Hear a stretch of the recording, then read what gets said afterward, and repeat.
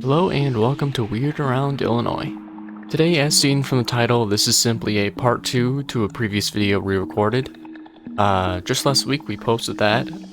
We have interviewed Chad Lewis. First part was about like 27 minutes. I'd highly suggest you check that one out first. This one is slightly longer. Definitely a lot of good stuff in this video, but before we let this start, I'd really like to ask you to like the video and check out our newsletter. Completely free, everything that could support us in a simple way, because that'd be really helpful. If you really enjoy this video, we have more coming, more interviews, more just discussions. We have a lot of that coming. Maybe hit the subscribe button if you want to see that. But yeah, other than that, just enjoy. We were bringing up those sites. The one that jumped to my head right away when we're talking about should have been there decades ago was Munger Road. Oh yeah. I don't know if you guys have been there. We have not, but we've kind of talked ourselves out of it 3 or 4 times. Would you recommend it, or you're saying it's another one that's gone by the wayside? It's worth seeing, but when I first went there many years ago, it was still pretty busy. Today, it's very busy thoroughfare. But when I got there, I thought, this is it? Am I in the right place? Yeah. Because it just looked, 50 years ago, it might have been cool with farmland surrounding it. And once in a while, a deserted car would come piling down the road. And you could imagine this phantom train or these kids pushing you over the railroad tracks. But today, you're more likely to get hit by oncoming traffic than any spirit. Yeah, and it was very disappointing, but at the same time, I try to approach these things and accept them for what they are. That, yes, I wish it would have been cooler, but at the same time, it's a gravity problem. I'm not going to solve it. Right. Yeah. It's industrialization at its finest in that case. we did have that exact same experience at Shoe Factory Road. Yeah. That was we went there and we were all excited because we'd read all the stories about the things that had happened on Shoe Factory Road, and we had planned on recording a lot for the podcast out there. And when we parked the car, we couldn't even hear ourselves speak because of the traffic noise. Bunch of highways. Yeah, it was crazy. Yeah. So again, we found ourselves just kind of shaking our heads saying, wow, this would have been really cool 30 years ago. Mm-hmm. And on the flip side, there are a lot of places I've been where I wasn't expecting it to be nearly as cool or as exciting as I thought it would be. I was expecting it to be a little less on the scale, but then you get out there and you see, oh, wow, I can imagine why people are having experiences here. Yeah. I think Holy Hill was like that for us. We were looking for a number of things, but the dog man, bear man thing that a lot of people have reported out there, we were specifically looking for. And as soon as we got out there, just the terrain, we were looking at it saying, wow, something like that really could live out here. You've got your little housing developments and buildings and stuff, but you still got some real woods there too. Fair share of that. Yeah. That's a great example because you got Hogsback Road there with the Goatman sightings and the werewolf creature, and then the crutch room in Holy Hill where miracles happen and you can be spontaneous healed. Mm-hmm. So lots of cool stuff there. That's a great example. Now, one of our first expeditions was actually to Bray Road, and I think we kind of had mixed feelings. On the one hand, it was almost like a pilgrimage for us because we'd seen it on so many shows and read so much about it. To actually drive up there and see the Bray Road sign, and there's one house where the guy had like this carved dog man in his front yard. It was so awesome, but at the same time, it was heartbreaking to us because we had just missed Linda Godfrey. In terms of, she had literally just passed when we did our Bray Road podcast, and we had wanted so much to talk to her someday. I understand you two were friends, right?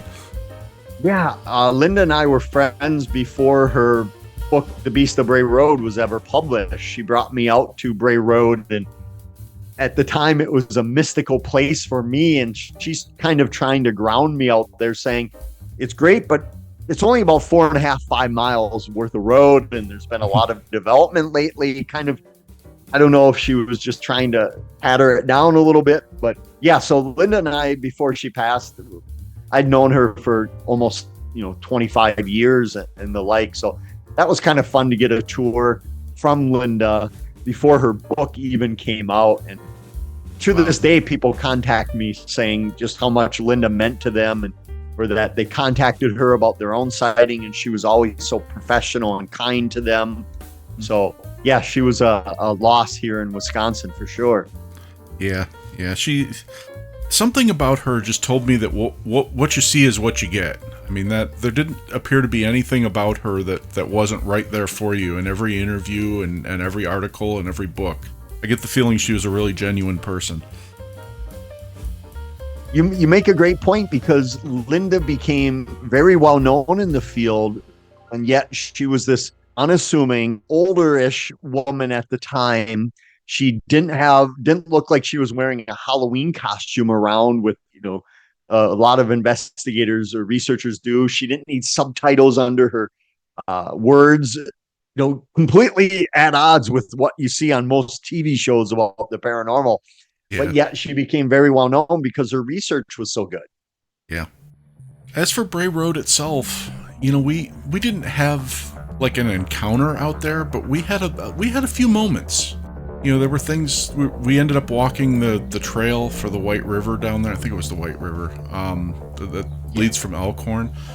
And we found a bunch of weird tree breaks, like too high to have been done by a human being, but no signs of anything mechanical, and they weren't clustered in such a way that you would think it was, wind breaks or snow buildup or something. Yeah. And coincidentally, in addition to that, we did come across like a sort of stick hut. I mean, it was pretty somewhat clear that it was human made. There was wrappers and stuff around it, but it was just a very funny coincidence that was there. Yeah. It was a perfect, think of a small igloo, but wrapped around by sticks. Yeah. It was interesting. And then on Bray Road itself, we had actually pulled over and kind of sat there and did some wolf howls to see if we could hear anything back. And at one point we got something moving in the trees near us, which was kind of cool. But we never got to see the dog man, but it was a fun experience anyway. Can you give us an example of some places where you've had either a full-on encounter or just that spooky feeling where you feel like there's something there but you just can't see it at that moment? What are your highlights?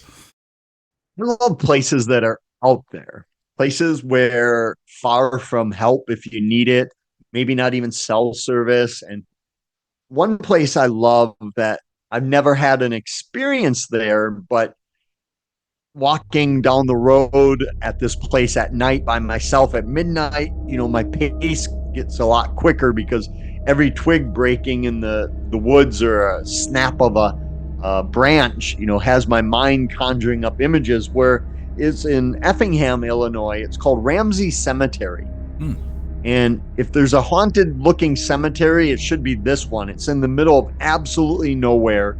And then you have to go down this dirt road that's potholed, very slow traveling. And while you're going to this cemetery, which is thought to be haunted by several different things, there are a bunch of caves indented into the landscape. And it is said that in these caves are giant werewolf type creatures, giant 6 to 8 foot biped with thick matted down fur, running upright on its hind legs like you and I do. And again, I've never encountered anything there in terms of ghosts or cryptids, but just parking in the cemetery and then walking that road with the caves, just you get a sense that if there was something weird existing somewhere, this would be a perfect place for it.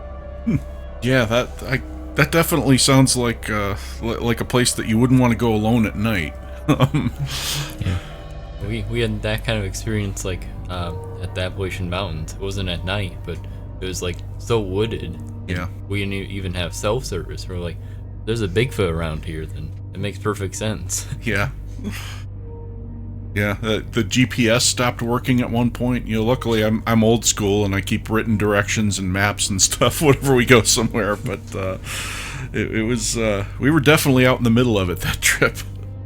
Yeah, we just gotta hope that the industrialization thing doesn't come up and ruin those places completely. Yeah. Well, we do have an expedition coming up down in kind of south central Illinois, like down by the Alton, St. Louis area. And you talked about a few things down there, and I'm sure you're familiar with a few other things down there. One thing I definitely want to see is the thing they call the Gates of Hell, like the 7 underpasses or bridges that you have to go through. I know you've talked about it before, but have you ever gone through any of those? Well, I've made it through all 7 of them. And the legend is that if you can make it through all 7 on the same night, and especially if you can make your way through the 7th one, doesn't have to be a certain one, but your 7th of them, that at midnight, a portal to hell will open up and swallow you in, and hellhounds will appear, and you'll see this portal with the heat rising and the flames coming toward you. And I love this legend for several reasons. One, just portals to hell and hellhounds are just so cool for me. Yeah. But also, it's almost like a choose your own adventure. You don't just pull up to a graveyard or drive down the road and that's it. You kind of are in the legend, in the point being that you have to find these 7 gates, and they're mostly underpasses of train bridges. But finding them is half the fun. You feel like you're on an adventure. We're at number 5. Where could the other 2 be? That kind of thing, where it adds so much more excitement than pulling into, like you mentioned, Blood Point Cemetery and thinking, is this it? Yeah, right. Yeah, it's probably gonna go down as one of my top 5 favorite locations to go to in the future. What I want to ask you about is, I mean, you've gone through it. Is it like 7 exact bridges, like exact locations, or is it like general, random, any bridge or underpass that you come across in, I think it's Collinsville? Yes, it's in Collinsville, and no, it's 7 specific ones, but okay. You can go about them in any order. You might miss one and then backtrack to find it. So it doesn't, you might go from the other direction and start with what some people would consider number 7. And some are very hard to find out in the woods a little bit, and some are just on main roads. And you'll recognize them all because they're heavily spray painted and graffitied. All right. And that's half the fun too, is seeing what people are putting. But yeah, they're relatively easy to find, especially online now. People post, and some of them you have to get out and walk to now, whereas before you could drive. But some of them have been changed, which even makes it more of a challenge and entertaining. All right. That I have to say that is kind of a perk of some of these places that have been around for a while. I know when we went to Bloods Point Road, we were looking for the infamous bridge, and there are a couple bridges in that area, and we were like, "Is this the bridge? Is this the bridge?" And then we get to one that has like graffiti all over it, and a mark that says "This is where the kids died" or something like that, and we're like, "Oh well, I guess this is the one." If all else fails, look for graffiti. Yeah. Another place we wanted to check out down there, and I haven't stumbled across anything specifically from you on this. Maybe I just haven't read deep enough yet, but I'm guessing you've probably been to the Cahokia Mounds at some point. Yeah, the Cahokia Mounds, the mound builders, the indigenous peoples that we've lost so much of their culture. That's another place where people that, when I was there, it didn't feel haunted in your traditional sense. And I think a lot of people that go there feel more the spirit of people, the essence of them. You can almost feel what the civilization would have been like. And I think that for a lot of people, that's a lot different than possibly a haunting or some scary thing, where it's just more of, you can sense the history there and the peoples that once lived there, and well worth a visit. Even if nothing paranormal were to happen, it's just such an amazing place that's been preserved, because so many of these old effigy mounds and sacred burial places have been lost to development and vandalism and urban sprawl, that when you have a place, and Cahokia is one of the most magnificent, I highly advise going there. Okay. You know, I find it interesting the way you describe the one in Cahokia, because it's a little different than the feeling that I get from some of the mounds, the burial mounds like in Wisconsin. And I remember Linda Godfrey used to talk about a possible link between those burial mounds and dogman or hellhounds or things like that. Like, there was almost a feeling of a supernatural protection around those mounds. And you know, we've spent some time at the Nitschke Mounds and a few other places in Wisconsin and kind of felt that. But where do you weigh in on that, about burial mounds in general? Do you feel like most of them are just historic, or do you feel like the vibes are different at each one depending on the circumstances of it?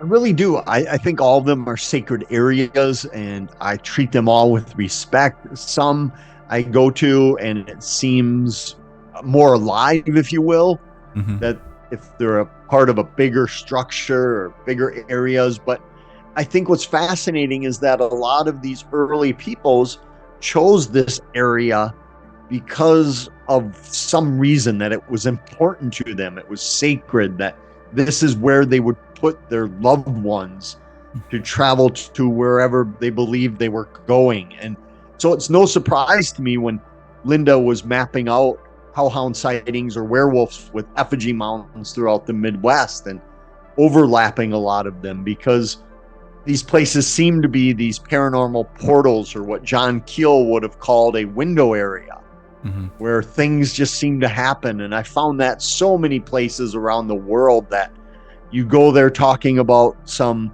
haunted stories, and all of a sudden you have tons of UFOs being sighted and mysterious creatures and missing time and all sorts of anomalies. So I find it fascinating that even thousands of years later, we can still pick up on the importance of certain places. Yeah. Yeah, and that was something you illustrated very well in the lecture you gave at Chicago Paranormal, or Paranormal Chicago, where you talked about all those different places where you did have not just a UFO sighting or not just a cryptid sighting, but you had one after the other, and seemingly no connection between them other than they happened to take place in the exact same area.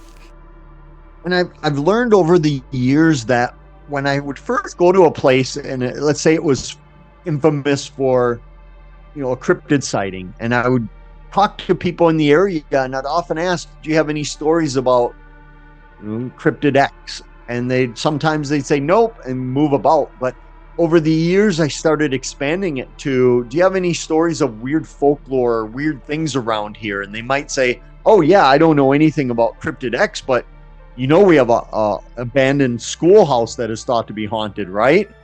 So sometimes if you just focus in too much on that one legend, people, if you ask about that and inquire and they don't have anything, they'll just go about their day. But if you expand it to the broadness of weirdness, I was amazed at how many of these stories would come out that I was not familiar with. Yeah, that's certainly a good idea, and that's something we're just starting to get better at now. We always used to have a laser focus on whatever we were investigating, but now we've kind of expanded to just ask, hey, has anything weird happened around here? One classic case was for us was a few weeks ago. We were in Waterman, Illinois, looking into a Bigfoot sighting, and I end up talking at this bar to this large group of people, asking them if they'd heard anything about the Bigfoot, and of course none of them had. But then there was this woman who immediately starts laying out all these Bigfoot sightings that she'd heard about in where she used to live in Tennessee. So, I'm mentally making notes about these spots I have to visit in Tennessee, because, the investigation led us in a completely sideways direction at that point. Sometimes you just have to go where the stories are, and that I was the same way when I first started out. I was just focused on, no, it has to be this path. This is where I'm going. This is what I'm collecting. Where now I see it more. I might be taking these pathways a little bit skewed off to the side, but sometimes you get some really great legends that way. Yeah. Yeah, I remember hearing in a couple of your lectures about in South America, you were looking for the duende, the backwards footed creatures, and then as you're just investigating those, people start warning you, oh, by the way, don't do that at night or you might run into the hellhounds.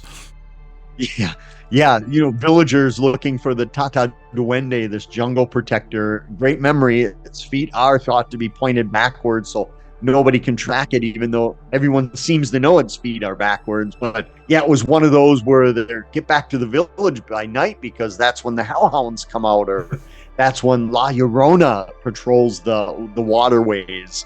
So it was this expanded network of creatures and legends that I think a lot of the world takes in a more serious tone than we do here in the U.S., where Sasquatch is on our beef jerky commercials, but in other parts of the world, they'll say, try to warn you, don't go looking for these things. We try to avoid them. What's wrong with you? Yeah. Yeah. Do you ever get that feeling when you're doing an investigation that, what life choices have led you here to be walking into this area that so many people are avoiding, looking for something that most people wouldn't want to see?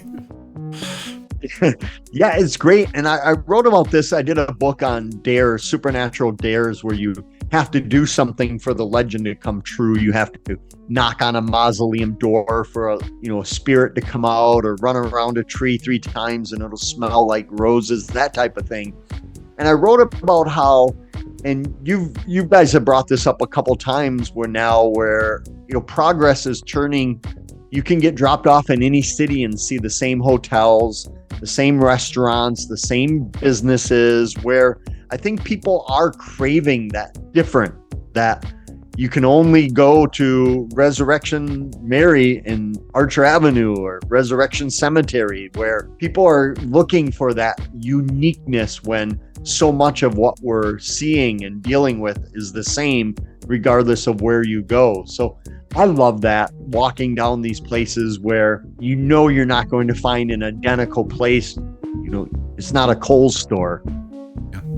Yeah, that is a beautiful thing. And as we were going over all these places, I was like mentally making note of the other stuff that we saw while we were there. The restaurants we went to, or the really cool statue that somebody had in their front yard, or things like that. And it really is amazing, and I guess that's part of the reason why we all do what we do.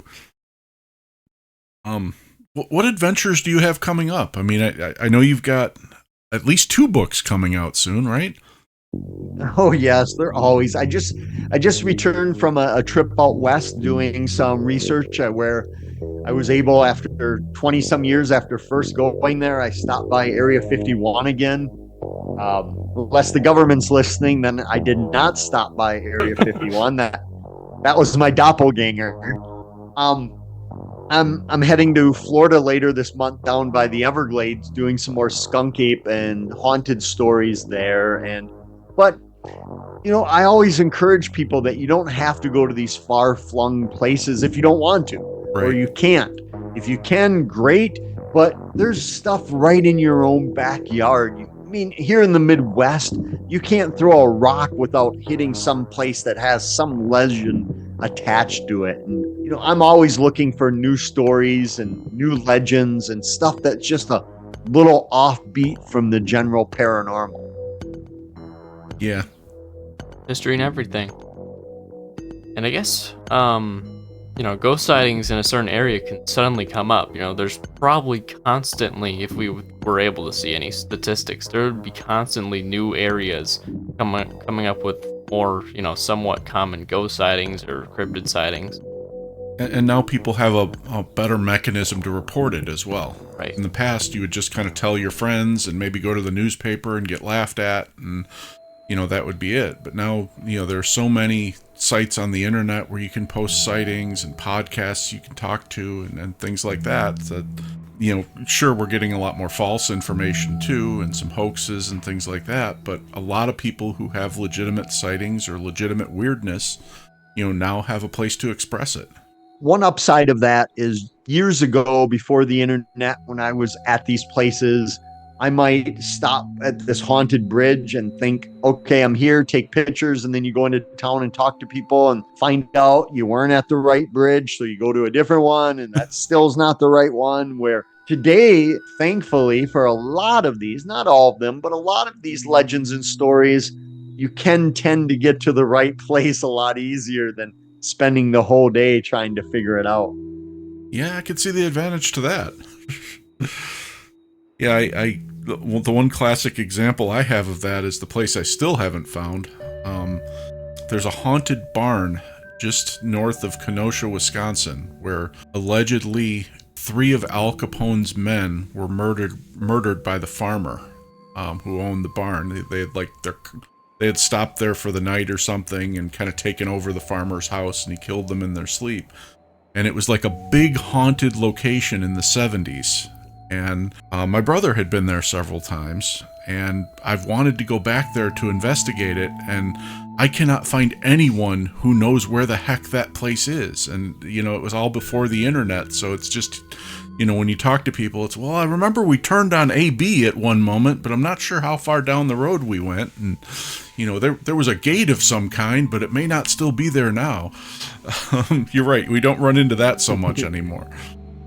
Yeah, I love those types because it illustrates how quick these stories can disappear if they're not kept alive. That within 40, 50 years, you're not talking to people who had been there. You're talking to people who had heard stories of it.